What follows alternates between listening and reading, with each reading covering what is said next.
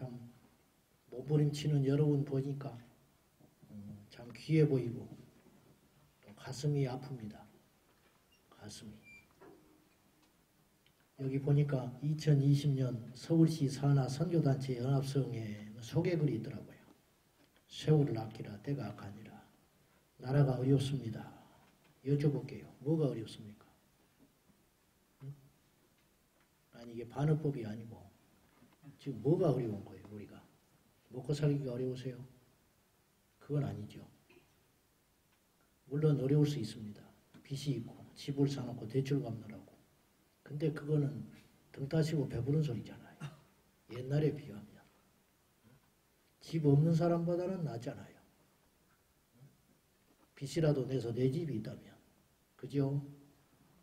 어렵다. 흔히 어렵다는 말은 저 집 어려워 그러면 저 집이 가난하다 그런 의미입니다. 근데 오늘 보니까 나라가 어렵다. 나라가 가난하다. 그 말은 아닐 거 아니에요. 물어봅시다. 뭐가 어려운지. 뭐가? 먹고 살기 어려운 거 아니에요. 상대적이에요.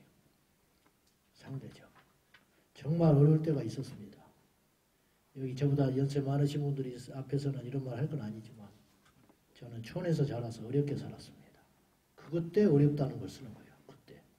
촌에서 어렵게 살았을 때. 제가 이런 소리 하면 막 70, 80살 정도 된 것처럼 보인다고 사람들이 이제 그러는데 제가요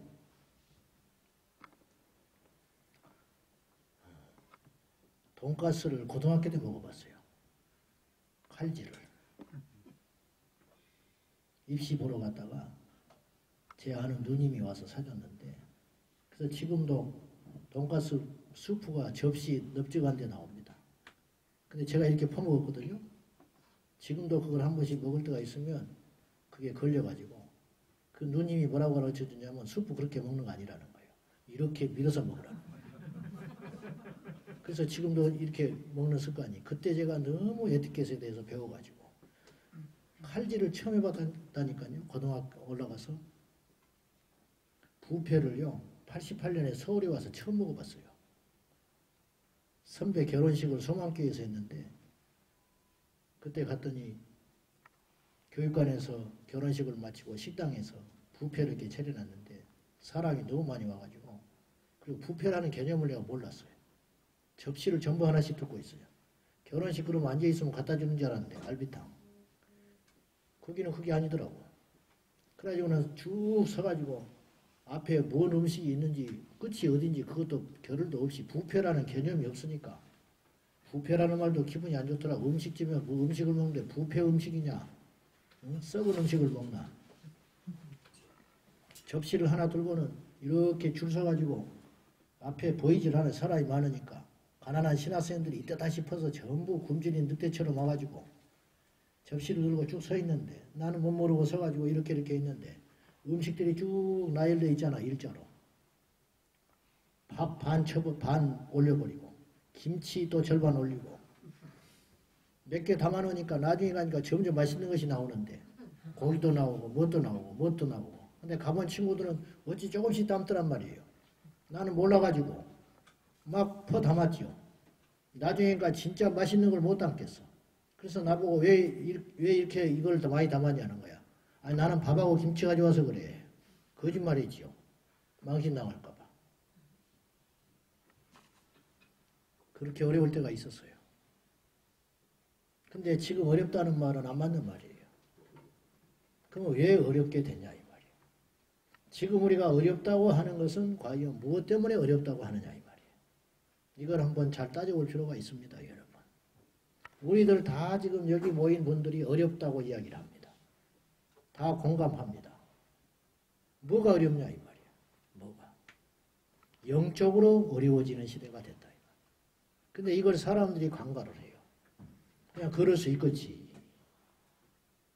뭐 교회가 요새 누가 교회 다 부흥하는 교회가 어디가 있어? 여러분 교회는 부흥 안 돼야 됩니까? 이 시대에는? 이 시대에 교회가 부흥하는 건 이상한 건가요? 누가 저렇게 성전을 크게 짓네. 저도 그런 거 별로 좋습니다. 성전을 크게 짓고 아니고 본질은 아니라고 그 정도는 알아요. 젊은 목사니까. 그러면 나이트클럽은 큰 거 지어도 되고 교회는 크게 지면 지탄 받아야 됩니까? 물론 비스듬히 앉아가지고 그건 좋지 않지요. 두둔하자는 게 아니라 왜 그것 때문에 욕을 먹는 세상이 돼야 되지요? 도대체 언제부터 우리가 이렇게 됐지요? 제가 곰곰이 설교를 하러 와서 저기서 기도를 하면서 생각을 해봤어요. 어렵다. 뭐가 어려울까? 제가 약 30년 전에 신학하러 막 와가지고 3년도 좀 더 됐습니다. 강동구 명일동에 가면 직업훈련원이 있었습니다. 지금은 직업훈련이라는 말을 안 쓰지요. 무슨 대학이라고 그러지요. 일산에도 하나가 있는데 그때는 직업훈련원이라고 그랬습니다. 중학교 마치고 고등학교 못 간 친구들이 기술 배우러 와가지고 6개월 1년씩 배우고 배출되는 그런 장소였습니다. 큰 강당에 저희가 월요일마다 예배를 드리러 갔습니다. 목사님들도 못 모셔요. 강사비 안 나가는 젊은 새파란 전도사들 불러다가 우리는 설교할 겸 그리고는 이제 수백 명 앉혀놓고 가서 돌아가면서 순번 정해서 월요일마다 그러면 양말도 못 신고 그 친구들이 똑같은 옷을 입고 기숙사 생활하면서 제대로 씻지도 못하고 먹지도 못하고 가난한 집에서 태어나가지고 객지에 올라와가지고 그 직업 기술 배워가지고 먹고 살아 보겠다고. 그때가 88년이었습니다. 그러면 그 강단에 잔뜩 모인 친구들 앉혀놓고 그 발냄새 그 맡아가면서 처음 들어가면 들어가지를 못해. 얼마나 냄새가 심한지. 근데 한 5분 지나면 그 냄새가 없어져요. 면역이 생겨서.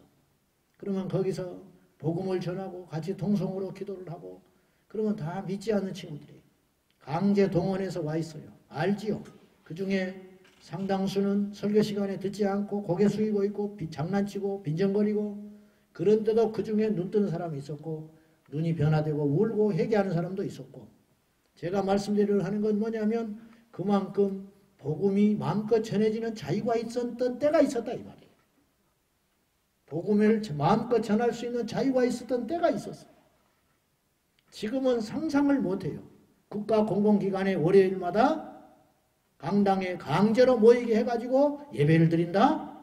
인권이니 종교 편향이니 뭐 해가지고 난리가 나버릴 거예요. 내일자로 신문 날 겁니다. 내일자로. 25년 전에 하곡동에 제가 전도사를 할 때 하곡동에 고등학교 때 점심시간에 일주일에 한 번씩 가서 수업 그 교실 안에서 예배를 제가 인도했습니다. 그 선생님이 우리 교회학교 선생이요. 그러니까 나를 청해가지고 일주일에 한 번씩 애들한테 복음 전해주라고. 그래서 내가 그때 마음껏 복음 전할 수 있었어요. 제가 부목사 할 때 대방동에서 병무청 앞에 있는 교회에 있었는데 그러니까 지금 한 20년 전입니다. 병무청의 싱후에 가서 마음껏 일주일에 한 번씩 내가 복음 전했습니다. 지금은 어떻게 됐습니까? 이런 것들 때문에 어렵다 이 말이에요. 영적으로 무너져 버렸다. 그러면 앞으로 5년, 10년 후에는 어떤 일이 벌어지겠는가? 앞으로 5년, 10년 후에는 어떤 일이 벌어지겠나? 세상이 왜 이렇게 됐습니까? 제 친구 목사가 교목입니다. 교목, 학교. 학교니까 이제 별일이 다 많지요. 지들끼리 싸우기도 하고. 남녀공학 학교에 있는데 여학생이 뭐 몸이 아파서 뭐 가끔 빈혈 있고 쓰러지기도 하고 뭐 지들끼리 뭐 이런 거 그런 거 있잖아요. 그러니 가면은 애가 쓰러져가지고 발발발 떨고 죽고 하는데 만지지도 못한대. 어떻게 하지를 못한대. 성추행이라고. 응?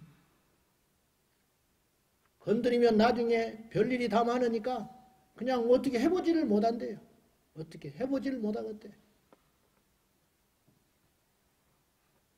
어제 CBS 차별금지법 대담 토론을 하자고 그래가지고 어찌어찌 가게 됐는데 간다고 했더니 우리 교회로 어떤 분이 전화가 왔어요. 우리 교인이 아니에요.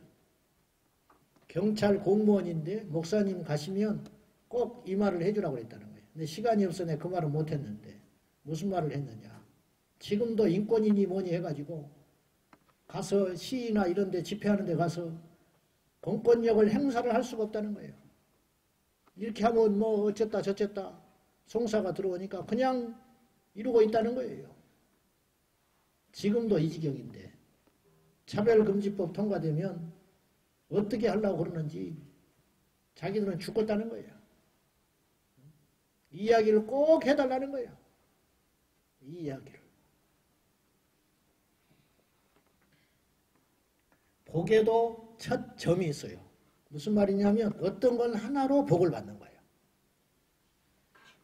심판도 뭐 하나 때문에 심판을 받는 거예요. 그래서 우리에게는 그 처음이라는 게 있어요. 항상. 우리가 무심코 살아가는데 누구와 결혼을 했어요. 따지고 올라가 보면 전화 한 통이 그 사람과 결혼하게 된 계기가 있을 수 있어요.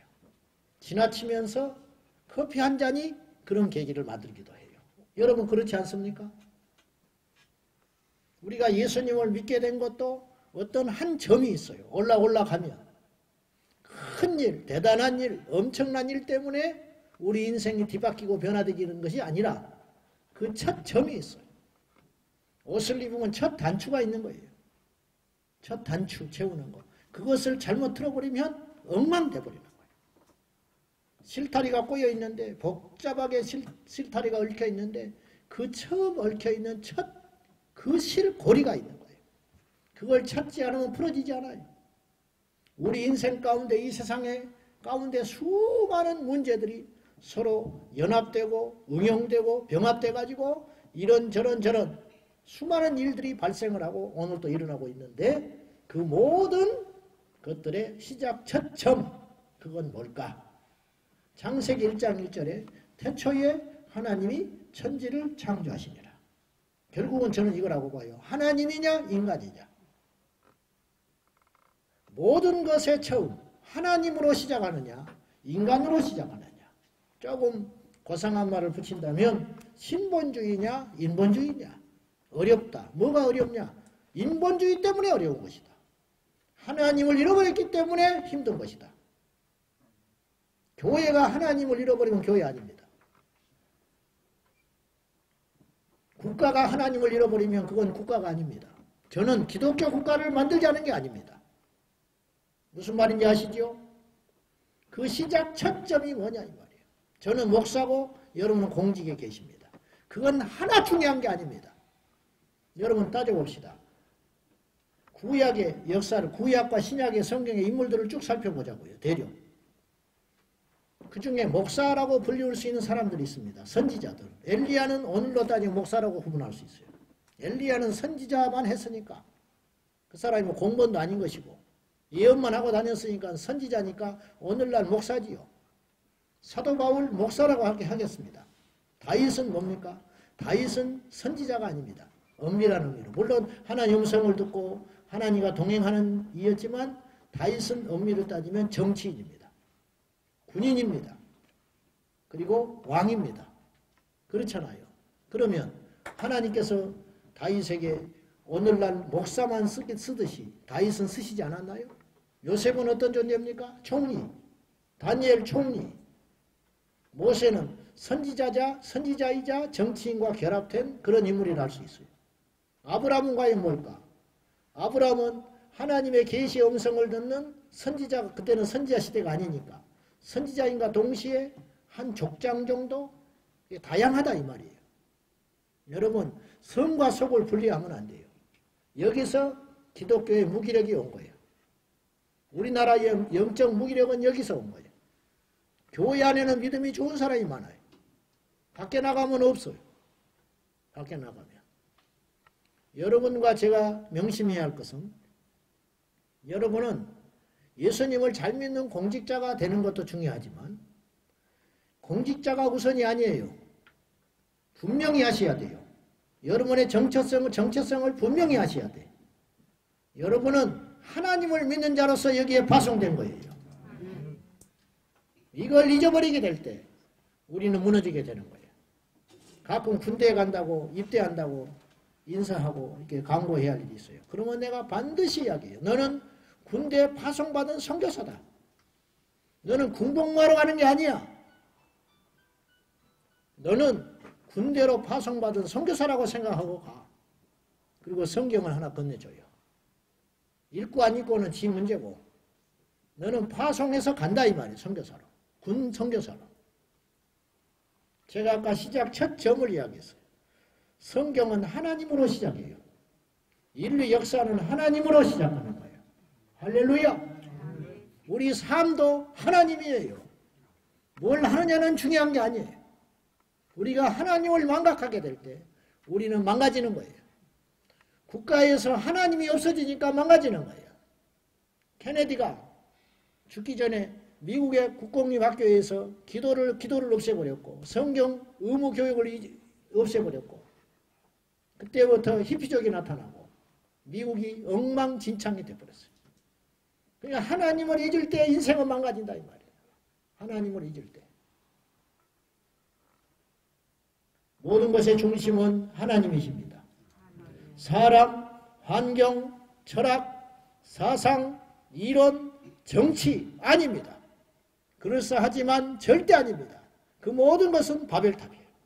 우리는 바벨탑을 쌓을 게 아니라 여호와께 제단을 쌓아야 돼요. 제단을. 생명이 중요합니까? 평화가 중요합니까?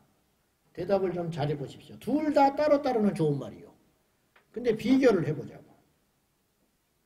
생명입니까? 평화입니까? 성경은 평화의 책이 아니에요.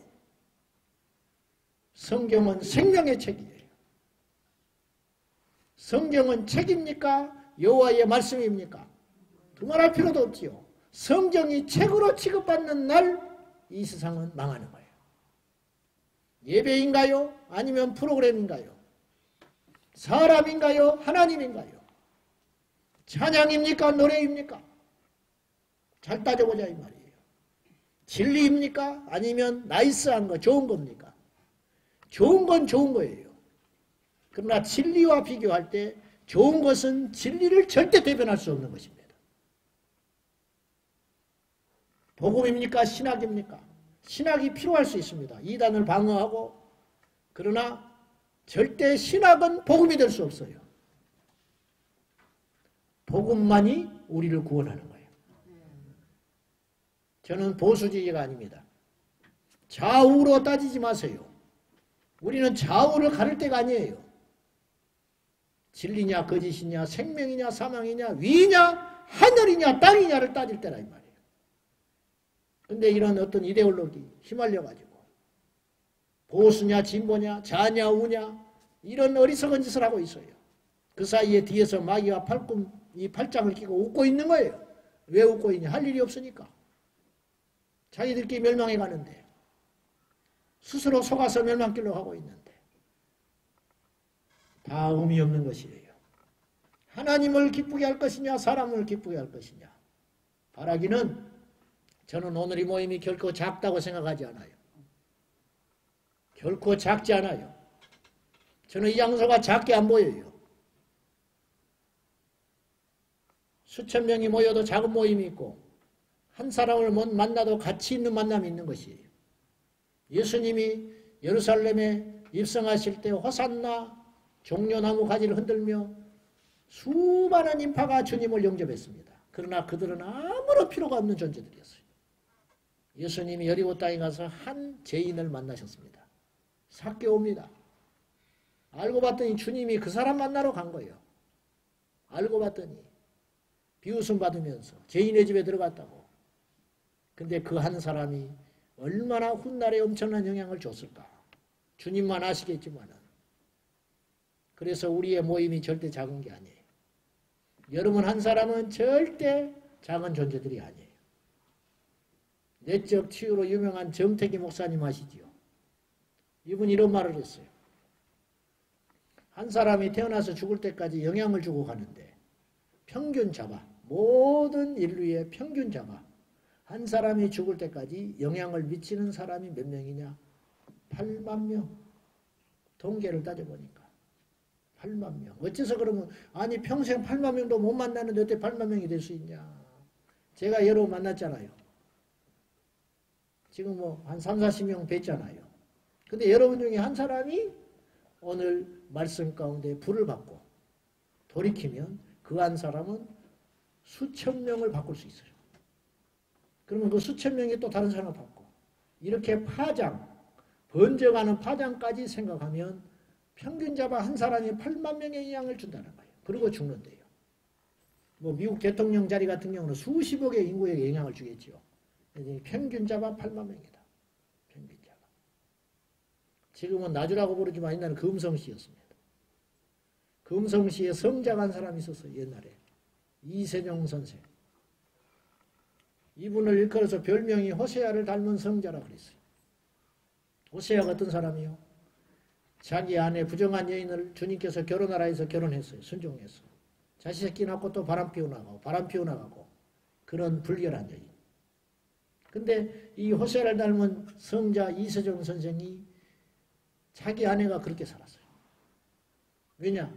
이세종 선생이 예수 믿고 변해버리니까 자기 아내가 건디지를 못하고 바람 피워서 나가고. 근데 아내의 세간살림을 전부 싸가지고 갖다주고 자매님 돌아오시오. 미쳤지요. 제가 그 말을 하려는 게 아니라 이분은 평생 나주 금성시에 태어나서 그 밖을 수십 킬로 그 밖을 나가본 적이 없대요. 그리고 죽었어. 일제시대에. 그런데 미국에서 그 당시 일제시대인데도 미국에 신학하고서 돌아온 박사, 목사님들이 가서 무릎을 꿇고 그분 밑에 가서 성경 공부를 했대요. 무학자인 그분 앞에. 뭐 때문에 그러는 걸까요? 그게 바로 하나님의 영이 함께하는 사람이라는 거예요. 큰 것이 중요한 게 아니에요. 우리의 배경이 중요한 게 아니에요. 여호와를 경외하라. 모든 것의 시작점은 여기서 출발하는 거예요. 하나님을 경외하는 것이 지혜의 근본이다 그랬어요. 다른 걸 다 알더라도 이걸 모른단 말이죠. 하나님을 경외할 줄 모르는 사람. 그러면 끝이에요. 다른 걸 잘 몰라요. 아는 거 하나도 없어. 배우지도 못했고 이치도 잘 몰라. 근데 하나는 알아요. 하나님 무서운 건 알아. 그러면 이 사람이 지혜로운 자다. 이것이 회복돼야 한다. 이 민족에는. 이 땅의 교회 이것이 회복돼야 한다. 이 말이에요. 이 땅의 주의 종들 가운데 이것이 회복돼야 한다. 이 말이에요. 예배자들 가운데 이것이 회복돼야 한다. 이 말이에요. 앞으로는 지금까지도 그랬지만은 이제는 평신도 시대가 열려버렸어요. 진짜. 제가 국회에도 가보고 본의 아니게 이런저런 사람도 어쩔 수 없이 시국이 이래가지고 만나보고 목사님들도 뭐 몇 명, 몇십 명씩 심각한 이야기를 가지고 이야기하기도 하고 정말 하기 싫은데 만나기 싫은데 교회에서 목회만 하고 싶은데 세상이 그렇게 만만하질 않아요. 목사님들 만난 자리에서 제가 그랬어요. 목사 1000명이 필요 없습니다. 국회의원 하나를 못 이겨. 그러니까 우리는 국회의원을 만들어야 된다고 그랬어요. 제가. 정신이 제대로 박힌 주님을 위해서 생명을 거는 국회의원 한 사람만 제대로 만들면 교회 1000개가 할 일을 그 사람이 할 수 있어요. 지금은 그런 시대가 됐어요. 여러분들이 나서주셔야 돼요. 제가 작년에 여러분 뵙고 전한 말씀이 다니엘이었어요. 여러분 기억 못해요. 나는 기억해. 나는 설교를 했기 때문에. 듣는 사람은 잊어버려. 내일 내가 전화해보면 또 모르는 사람이 이 중에 절반. 어제 내가 뭔 설교했냐고 그러면 잘 몰라. 우리 교인들도 그래. 그러니까 자꾸 설교를 하는 거죠. 보시라고요. 지금은 평신도 시대가 됐어요. 근데 어렵다고 그랬잖아요. 지금까지 우리는 온실 속에서 믿음 생활을 해왔어요. 온실. 그러나 이제는 광야길이 열렸어요. 광야. 광야에서 살아남아야 돼요. 이제 이 민족의 장래와 세계가 어떻게 흘러갈지 몰라요. 옛날에는요. 공산주의, 사회주의만, 대패주의만 신앙의 방해물이었어요. 그런데요. 자유민주주의도 신앙의 적이 될 수 있다는 것을 언제부터 알게 됐어요. 아, 한통속이구나. 이해되십니까? 하나님이 없으면 한통속이구나. 앞에서 시스템은 다르고 앞에서 정치제도는 다르고 앞에는 다 다른데 뒤에는 손잡고 있구나. 하나님을 대적하는 데는 이들이 손을 잡았구나. 영적으로. 왜? 이 세상 신 마귀가 한 존재로 그들을 다 통치하고 있다. 그걸 영적으로 봐야 돼요. 카톨릭을 아직도 큰 집으로 생각하십니까? 프로테스탄트 개신교가 거기서 나왔으니까 우리는 작은 집이고 그들은 큰 집이라고 생각하십니까? 여러분 한통속입니다. 그래서 이런 용어가 나왔어요. 캐슬람, 캐톨릭, 이슬람. 앞으로 하나 될 겁니다. 앞으로 갈수록 기독교 신앙은 고립될 것입니다. 특히 원색적인 복음을 사모하고 외치고 듣는 사람들, 성경 고지고대로 믿는 사람들, 앞으로 이단 취급받는 날이 올 것입니다. 앞으로 이 세상은 물론이거니와 가라지가 섞인 그곳에서, 죄송하지만 그곳에서 견디지 못하고, 사실은 알곡이 가라지를 견디지 못해서 나오기도 하지만 가라지가 알곡을 못 견디게 하는, 못 보는 거예요. 못 봐. 여러분, 죽은 사람은 산 사람을 못 알아보는 법이요. 그래 안 그래?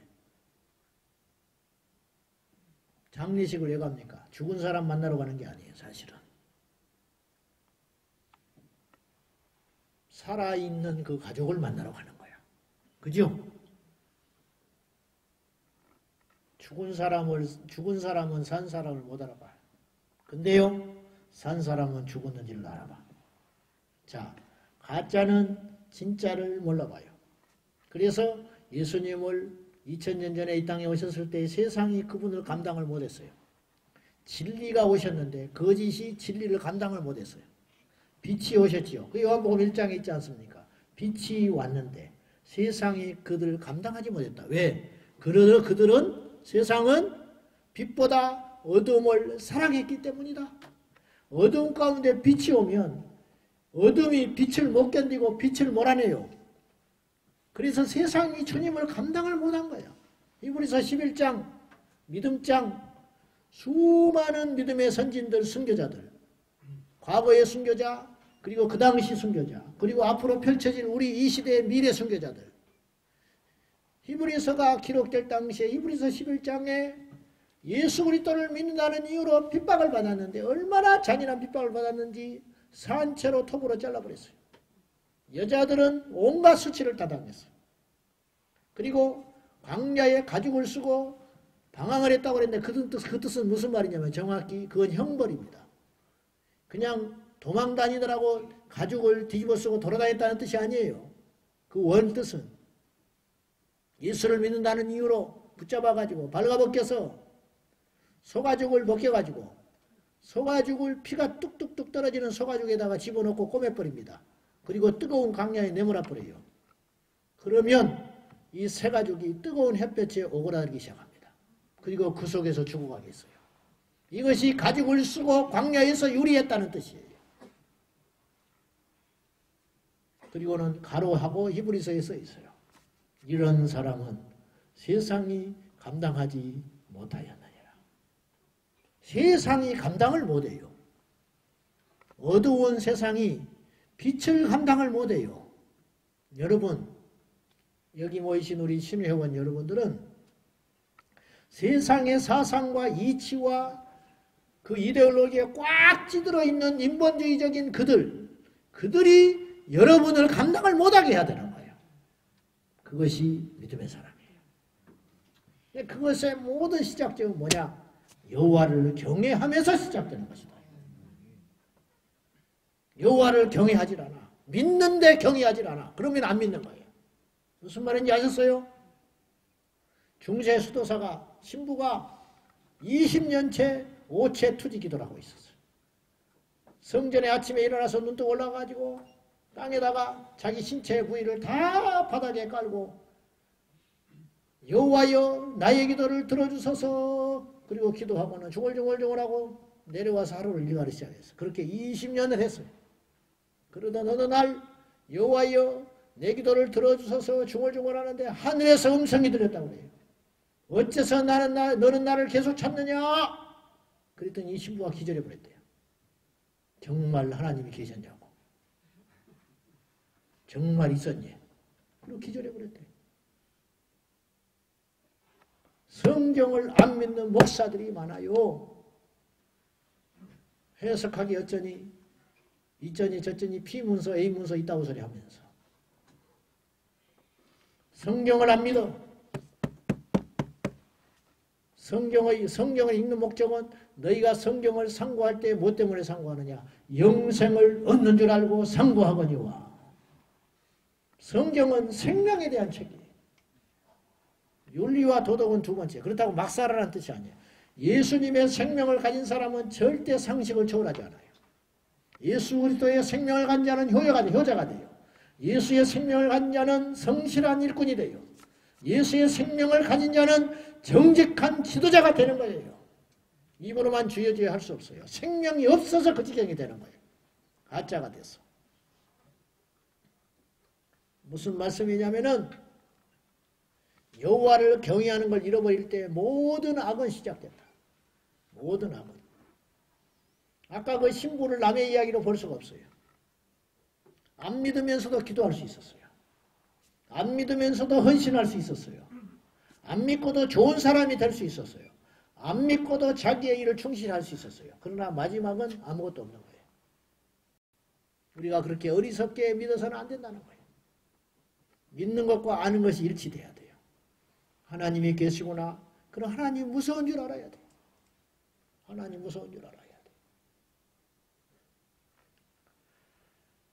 이 세상의 모든 문제, 불의, 부패, 원초적 죄는 과연 뭘까? 모든 죄의 왕초, 모든 죄의 아까 처음이 있었다고 그랬죠. 처음. 그죠? 축복도 처음이 있다니까요. 만남도 처음이 있다고 그랬죠. 어떤 큰 일을 이루는 것도 처음이 있어요. 삼성이 오늘날 이건 회장이 돌아가셨지만 저렇게 일으키게 된 것은 반도체였어. 다른 사람이 다 미쳤다 할 때 반도체 시작했어. 그러면 이분이 제가 볼 때는 반도체 산업을 먼저 시작한 우리나라 회사가 있었어요. 그러니까 거기에 뭔가 꽂히는 계기가 있었겠죠. 그래 그 아버지가 반대하는데도 해가지고 한 거예요. 나중에 밀어서 줘서. 그러니까 어디 누구를 만났든지 무슨 책을 봤든지 어떤 경험을 했든지 뭔 생각을 하다가 퍼뜩 지나갔든지 뭔가 하나 있었을 거 아닙니까? 그건 아주 작은 시작이었다니까요.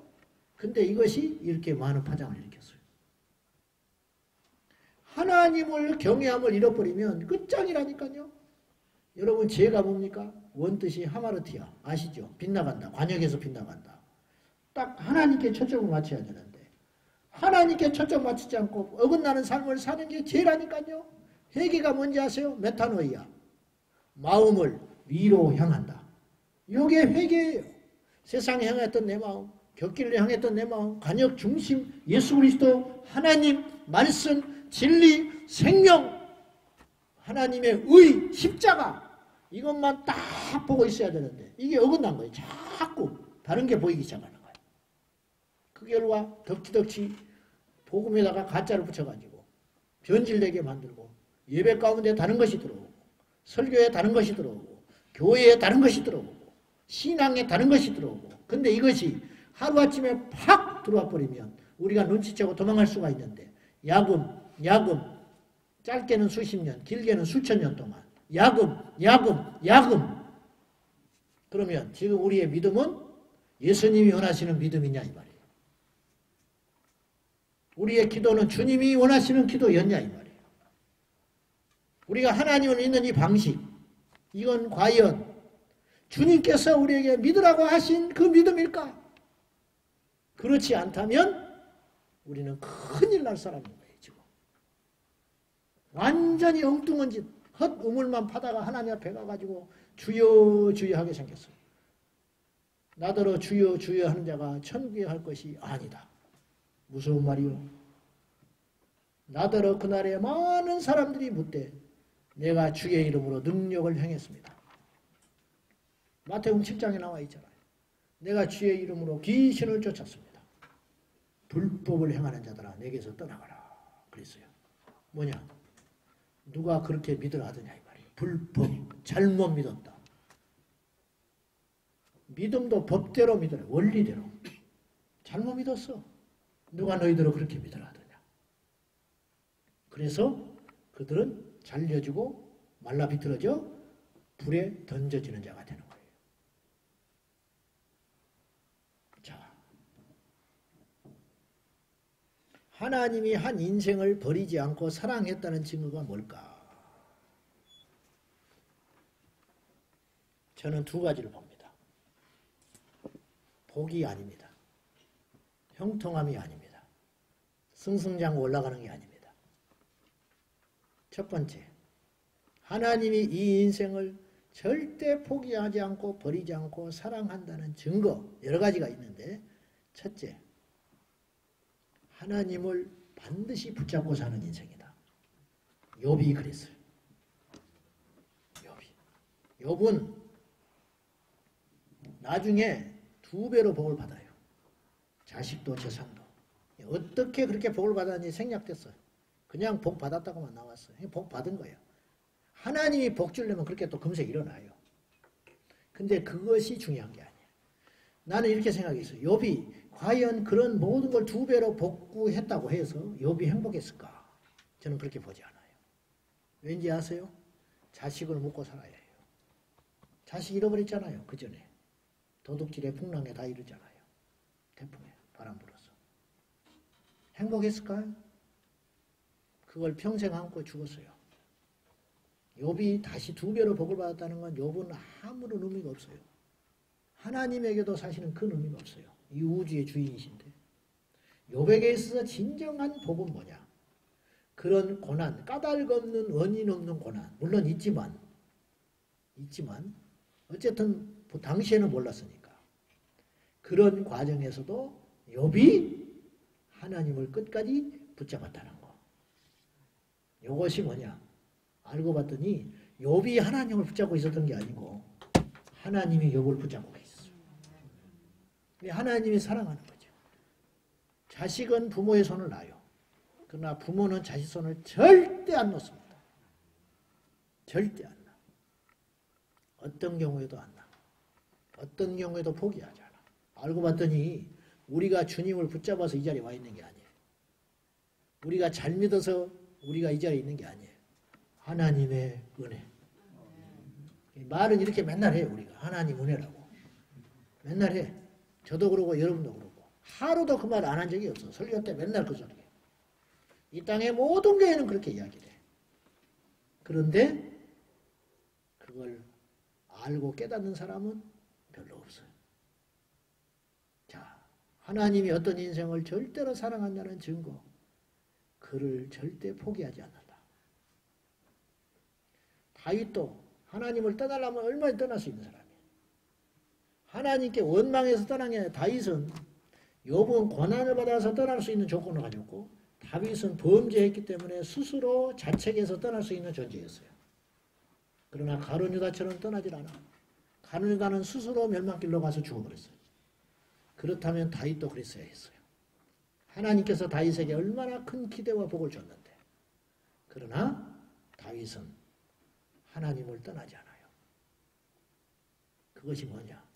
하나님이 다윗의 인생을 지고 있다는 증거다 이 말이에요. 그런 여러분 되셔야 돼요. 두 번째 증거는 뭔지 아세요? 진리로 자꾸 내 눈이 간다는 거예요. 분별이 돼. 이건 아니야. 이건 아니야. 사람이 떡으로만 살지 않아. 근데 똑같이 교회 안에서 신앙생활 하는데 어떤 사람은 떡만 보고 하는 사람이 있어. 그죠? 판단하는 게 아니고 그냥 딱 보이잖아요. 딱 보이잖아. 억지로 안 돼. 오늘 또 내가 그런 생각을 우리 집사람하고 나눴는데 믿음이 억지로 되는 것이 아니더라. 우리 집사람이 젊었을 때 고민했던 게 있었다고 나한테 이야기를 하더라고. 아까. 뭐냐 그랬더니 그때도 20년, 30년 전에도 마지막 때가 되면 참과 거짓이 섞여가지고 알곡과 가라지. 자기가 두려웠대요. 뭐가 두려웠냐. 내가 거짓 가운데 서 있으면 어떡하냐. 자기도 모르게 거짓된 길에 진짜인 줄 알고 가라지인데 가라지인지도 모르고 가라지의 길에 서가지고 착각하고 그냥 그렇게 살다가 뭐가 뭔지도 모르고 주님만 믿는다고 자기 스스로 확신 가운데 있다가 나중에 주 앞에 가면 큰일 나잖아요. 그것이 자기는 두려웠다는 거예요. 거기서 탈락될까 봐.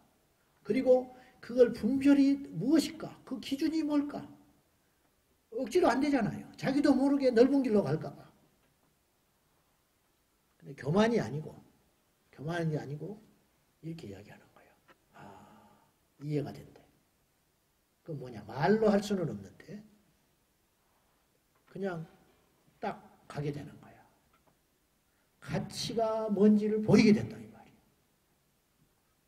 여호와를 경외할 때 이런 일이 생기는 거예요. 제가 다 표현을 못 하겠어요. 이해되십니까? 주님이 이 땅에 오셨는데 주님을 알아본 사람이 있었어. 마리아, 마르다. 주님이 오셨는데 모든 조건과 종교적 기득권을 가지고 쟁쟁한, 요즘으로 말하면 대신학자들이고 학자들인데 주님을 몰랐던 사람이 있었고 장기인데 주님을 알아본 자가 있었고, 그러면 이건 도대체 어떻게 가난해서 그럴까? 꼭 그렇지도 않아요. 고넬료가 주님을 알아봤어요. 주님을 만났어요. 주님을 믿는 자예요. 근데 어떻게 해서 고넬료가 사도행전 10장에 그런 믿음의 사람이 됐는지는 생략되어 있어요. 고넬료가 어떻게 살았는지 아시죠? 백성들을 구제하였고 백부장인데 이스라엘 백성들을 사랑했어요. 그리고 하나님께 항상 기도했어요. 여러분 이럴 수 있나요? 유대인 중에서도 이런 사람 찾아보기 힘들어요. 어떻게 이런 사람이 있냐 이 말이에요. 누군가 복음을 전했는지 뭐 어쨌는지 그건 생략되어 있어요. 근데 고넬료가 군계 이락, 그 로마의 수많은 군인 중에 또 있겠지만은 어쨌든 성경에 나와 있는 이 사도행전에 등장하는 고넬료, 우리가 지금 봐도 저런 믿음을 가질 수 있을까 할 정도로 인격과 영성과 성품과 삶이 딱 일치되는, 그리고 베드로가 왔을 때 무릎을 꿇고 오셨으니 잘하였나이다. 어떻게 이럴 수가 있죠? 고넬료는 눈이 떠진 사람이에요. 베드로가 온 게 아니고 주의 사자가 왔다. 거의 베드로 뒤에 예수님이 계시다. 어떻게 그렇게 알 수 있냐 이 말이에요. 어떻게 그런 믿음을 가질 수 있냐. 그리고 자기만 모인 게 아니야. 가족, 친척을 다 모아놓고 주의 은혜를 받기 위해서 그 시간을 기다리며 사모하며, 이게 억지로 되냐 이 말이에요. 억지로. 누가 그렇게 하라고 그랬겠냐 이 말이에요. 그러죠? 지금 처음 보는 자리인데 그게 하나님이 그를 사랑한다는 증거라는 거예요. 백부장이 축복이 아니라는 거예요. 큰 교회를 다니는 게 축복이 아니라는 거예요. 큰 교회를 목회하는 게 축복이 아니라는 거예요. 예수 믿고 병 낫고 복을 받고 승진이 나보다 빠르고 그게 복이 아니라는 거예요. 애통의 마음이 있는 것이 복이라 이 말이에요. 악한 것을 구분하는 분별의 능력이 있는 게 복이라 이 말이에요. 이 거짓된 세상에 이게 거짓됐구나, 문제가 있구나, 그것을 발견하는 눈을 가진 그 눈이 복이 있다 이 말이에요. 그래서 주님이 오셔서 하신 말씀이 귀 있는 자는 들으라고 했어요. 귀 없는 사람이 어디가 있습니까? 눈이 있거든 봐라. 요한복음에 무리들이 예수님을 앞에 두고 헷갈리기 시작하는 거예요. 그분의 말을 들으면 잘못된 이단이야. 내가 하나님이다 그러고 나와 하나님은 하나이다. 엉뚱한 소리를 해요. 아브라함이 나기 전에 내가 있었느니라. 막 도저히 감당할 수 없는 말. 근데 그분을 부정하려고 하니까 그분이 하신 행동을 보면 트집을 못 잡는 거예요. 인간이 할 수 없는 일을 하고 계시는 거예요. 죽은 자를 살리고 나면서부터 속량자가 눈을 뜨고 안진뱅이가 일어나고 성경에 기록되지 않는 기적은 또 얼마나 많았겠어요. 헷갈리기 시작했어요. 그래서 그들이 물어요. 우리를 더 이상 괴롭히지 말고 그리스도냐 밝혀라. 당신이 정말 구원자요 하나님의 아들이라 우리한테 속 시원하게 이야기 좀 해주라. 주님 뭐라고 하신지 알아요? 지금까지 말해왔다. 내가. 그렇잖아요. 내 말을 못 믿거든 내 하는 일을 보고 믿으라고도 말을 하셨어. 주님이. 근데 너희들이 나를 믿지 못한다. 받아들이지 않는다. 그리고는 무서운 말을 하셨어요. 뭐라고 그런지 아세요? 주께서 너희를 택하지 않았기 때문이다. 그리고 사람들의 눈에는 예수님이 임금으로 보이기 시작합니다. 임금. 그래서 왕으로 삼으려고 그랬어요. 오병이어 기적을 베푸고 나서 그걸 경험한 자들이 예수님을 왕으로 삼으려고 그랬어. 그 주님이 도망가셨어요. 세상의 왕으로 주님이 오신 게 아니에요. 주님은 생명을 주러 오셨어요. 생명을 주려니까 죽으셔야 했어요. 죽어야 했기 때문에 십자가에 오르셨어요. 그래서 그렇게 가는 거예요. 말씀을 맺고 정리를 해보렵니다. 여러분, 우리가 하나님을 멸시하면 세상도 멸시합니다. 이제 저와 여러분이 해야 할 숙제가 뭐냐면 여러분의 삶의 현장에서 하나님을 경외해야 됩니다. 전도는 두 번째예요. 다니엘이 얼마나 영향을 많이 줬을까? 다니엘이. 왜냐? 다니엘은 하나님을 믿는 공직자가 아니고 단순히 하나님밖에 없는 자였어요. 그러니까 공직은 아무것도 아닌 거예요. 다니엘에게 있어서. 왕을 4명을 모셨어요. 나라도 바뀌었어. 살아남았어. 그러면 그렇게 살아남게 된 것이 다니엘이 정치적 감각이 있어서 그러냐. 뭐 김종필 씨 같은 거 아니다. 절대 그렇지 않다. 뭐냐? 다니엘은 하나님만 보고 간 거야. 어느 날 총리가 됐어요. 어느 날 나라가 바뀌었는데도 등용을 해. 총리들 중에 으뜸이 돼. 로비를 한 적도 없고 해보려고 애쓴 적도 없고 그냥 하나님만 바라보고 장수를 했고 총리를 했고 왕의 신망을 얻었고 근데 나중에 이제 30일 동안 기도를 못하게 해버리잖아요. 다른 신에게 기도하지 못하게 해버려. 이제 다니엘을 올무에 집어해버린 거죠. 죽이려고. 얼마나 많은 시기와 질투가 있었겠어요. 작은 변방 이스라엘의 출신 아무것도 아닌 놈이 와서 그 자리를 차지하고 있으니까. 그러나 다니엘은 전에 하던 대로 하루에 3번씩 기도했다고 그랬어요. 그러니까 그때만 하는 게 아니에요. 그 어렵고 바쁜 그 힘든 와중에 다니엘이 하루에 3번을 기도했다. 남의 말이니까 쉬워요. 여러분은 5번은 해야 돼. 다니엘이 3번 했으니까. 이 국무총리 안 계시죠? 국무총리보다는 좀 스트레스 덜 받을 거 아니요, 여러분들이. 그죠? 그렇잖아. 그럼 우리는 5번은 해야 돼. 국무총리가 3번은 했으니까. 그죠? 대답을 안 하시고. 목적을 분명히 하자 이 말이야. 목적을. 제가 목회에 성공하려고 목사하는 사람 아닙니다. 그러면 저는 싹군입니다. 싹군이 나쁜 게 아니요. 객관적으로 따지면 월급 받는 목자란 뜻이에요. 싹군 목자. 그죠? 아니 자기가 월급 받아서 자기만큼 하는 게 나빠요? 나빠요? 그 정도만 해도 A급이야. 농땡이만 피워도. 근데 주님은 인정하지 않았어. 그것도 안 된다는 거예요. 주님이 원하시는 목자는 뭐냐? 목숨을 거는 목자. 양을 위해서 죽을 수 있는 목자. 그것이 주님의 기준이 드는 목자라는 거예요. 그죠? 그러면 우리는 어떻게 하냐 이 말이에요. 여러분은 승진하려고 온 사람이 아니라는 거예요. 앞으로 제가 아까 그랬어요. 온실의 시대는 끝났어요. 이제 광야예요. 이 광야께서 혹독하게 믿음으로 사는 사람은 승리할 수 있습니다. 살아날 수 있어요. 여기다 거세요. 아멘. 그러니까 제 믿음보다 여러분의 믿음이 더 줘야 돼요. 왜냐?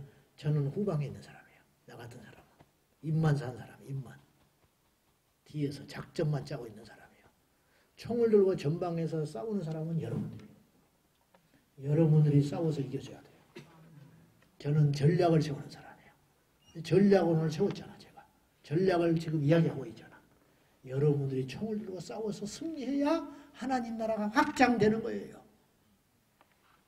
목사만 많아가지고는 이상이 안 바뀌어요.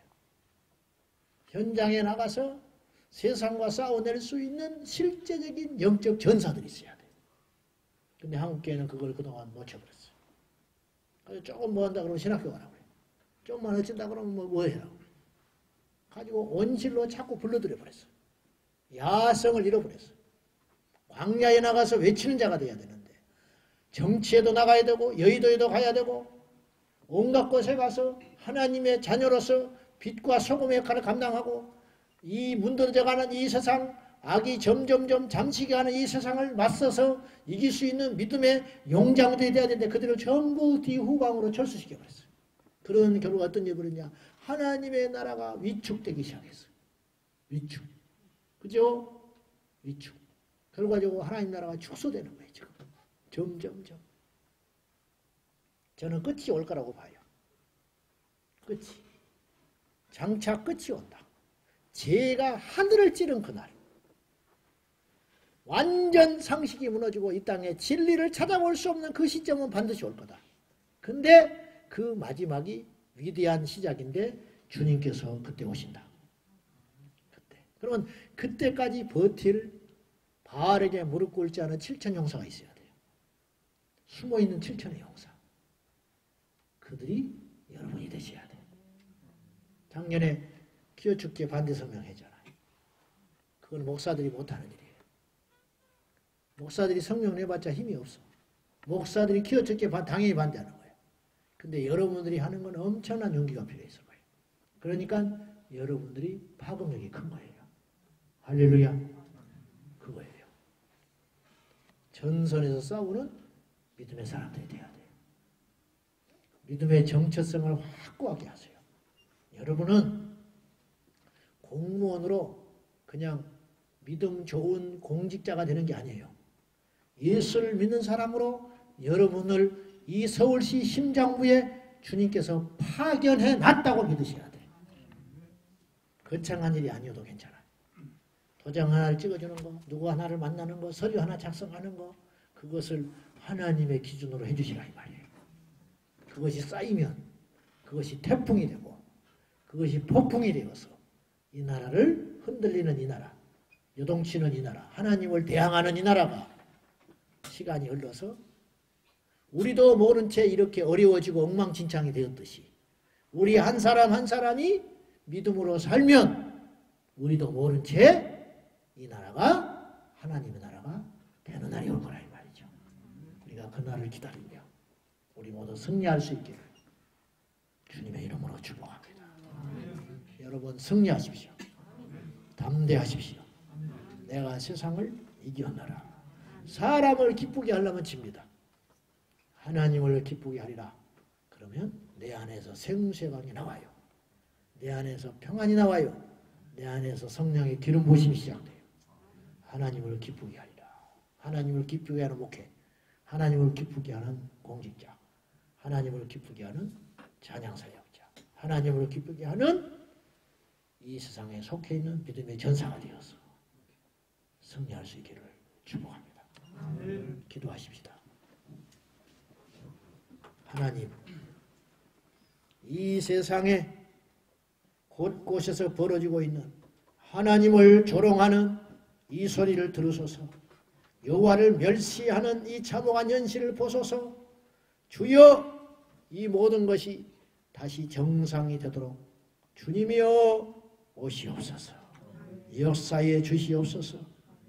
여호와를 경외하는 것이 지혜의 근본이거늘 거룩하신 자를 아는 것이 명철이거늘 이 땅에 똑똑하다는 위정자, 이 땅에 많이 배웠다고 하는 대단한 사람들 여호와를 경외할 줄 모르니 그들이야말로 어리석고 미련한 인생이 올시다.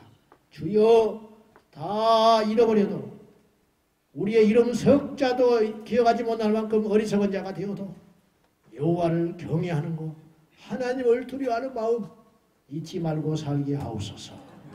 예수님의 이름으로 간절히 축복하며 기도하옵나이다. 화평방송 구독, 좋아요 부탁드립니다. 감사합니다.